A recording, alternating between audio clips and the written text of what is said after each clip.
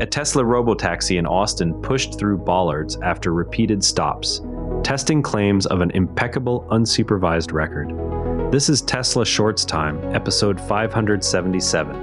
An Austin Robotaxi repeatedly stopped, then advanced into plastic bollards in a closed lane, despite detecting the obstacle. The event occurred weeks after Tesla's VP of AI cited zero notable incidents across 380,000 unsupervised miles. No injuries resulted from the contact. The vehicle was operating in a supervised test area when the incident happened. Footage showed the car creeping forward multiple times before finally pushing through the markers. Tesla has not issued a statement on the specific event. Now, one thing worth watching is how this kind of edge case sits against broader claims about unsupervised performance. The Austin incident showed the vehicle detecting bollards, yet still advancing after multiple stops. No injuries resulted, but the event highlights ongoing questions about unsupervised decision logic in real conditions. The Robotaxi was operating in a closed test lane when the contact occurred. Footage shows repeated hesitation before the final push. While the Robotaxi program faces these edge case questions, Tesla's energy storage side is seeing concrete supply chain progress that could affect deployment speed. LG Energy Solution has started cell production at its $2 billion Lansing, Michigan facility. The plant will supply LFP cells for Tesla Megapack 3 units from 2027 under a $4.3 billion supply agreement. It will also make NMC cells for Toyota EVs. Output is ramping toward 35 gigawatt hours annually. The site currently employs 900 people with plans to reach 1,700 at full capacity. Those Michigan cells are explicitly referenced in a new regional power plan that sets large storage targets. The Northwest Power and Conservation Council draft plan calls for 9 gigawatts of renewables, 2.1 gigawatts of natural gas, and 5.2 gigawatts of storage. It estimates $2.3 billion in fixed costs by 2032. The plan favors renewables plus batteries over new gas where feasible. It explicitly references Tesla Megapack systems for utility scale needs. Data centers are highlighted as a primary load driver. Fixed cost projections assume steady deployment of battery resources through the decade. Battery supply agreements like the $4.3 billion LG deal for Megapack cells expose a core constraint in Tesla Energy's growth path. Cell manufacturing remains the largest single cost driver, even after vertical integration in packs and inverters.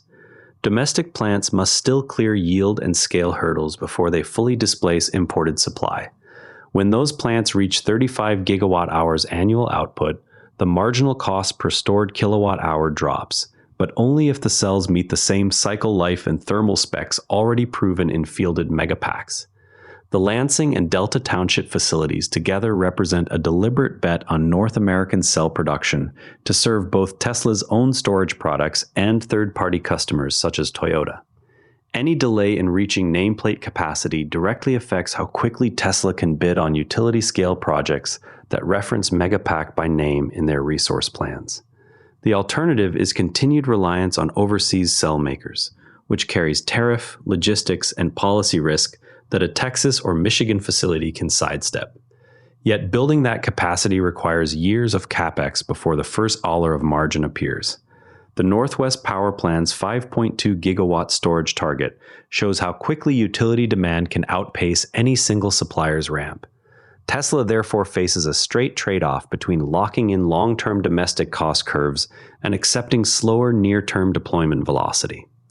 The $2.3 billion fixed cost estimate in the draft plan assumes storage will be available on schedule. Slippage at either LG site would force utilities to revisit the renewables plus batteries preference and potentially increase the gas component. That tension sits at the center of whether Tesla Energy can keep pace with the data center load growth the plan projects through 2032. With storage demand rising quickly, the Cybercab program is also moving forward on its own infrastructure needs. Gold-colored Cybercab units have been spotted in Philadelphia and other states during validation runs. A Starlink antenna has been added for third redundant link alongside 5G and GPS. Austin charging hub preparations are underway for initial employee rides later this month. The integration aims to maintain fleet communication in areas with limited cellular coverage. Einride confirmed expansion of its Tesla Semi fleet to 500 units for freight and logistics. The deployment covers routes across the continent. The announcement positions the order as one of the largest commercial electric truck rollouts to date. Einride expects the trucks to begin entering service gradually starting next month.